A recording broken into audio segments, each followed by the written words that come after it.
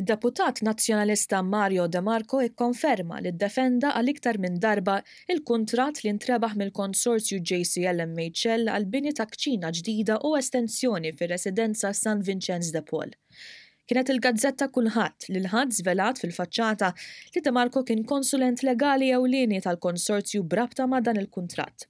Kuntratt li l-Partit Nazzjonalista issa jrid li jiġi investigat mill-Awditur Ġenerali. U stqarrija dwar dan ippubblikata s-Sibt kienet iġġib il-firma tal-istess De Marco.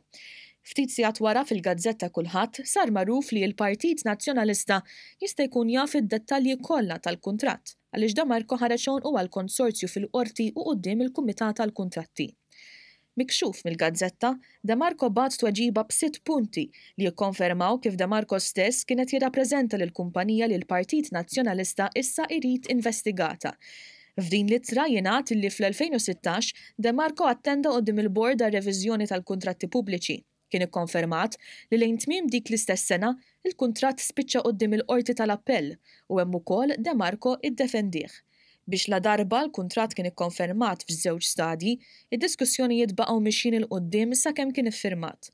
Fit-tweġiba tiegħu De Marco jgħid li kien bejn Marzu u April tal-2017 li ma baqax avukat tad-DB Group li hu parti mill-konsorzju.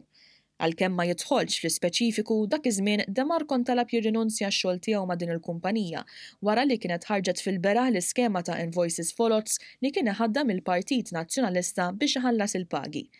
Iżda meta rrinunzja għal dan ix-xogħol kien diġà deċiż f'żewġ stadji li l-kuntratt kellu jibqa' għand il-kumpanija li issa De Marco jrid investigata mill-Awditur Ġenerali. Biex jiddefendi s-sem tiegħu fl-istess ħin li talab investigazzjoni, De Marco qal li fl-ebda stadju ma kien involut fin-negozjati finali. Għalkemm il-kuntratt li ddefenda hu kien jinkludi l-pjan oriġinali ta' kċina ġdida u investiment addizzjonali.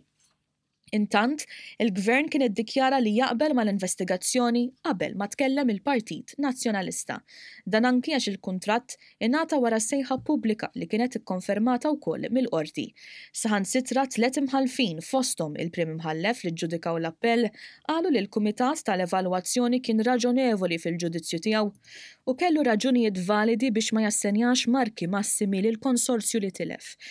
Intant, fi stqarrija l-Partit Laburista qal li waqt li qed jipprova jimplika lil konsorzju privat ingħata trattament speċjali mill-Gvern, il-Partit Nazzjonalista għandu fih danu lil min iddiżinja u lil min iddefenda l-proġett f'isem l-istess konsorzju.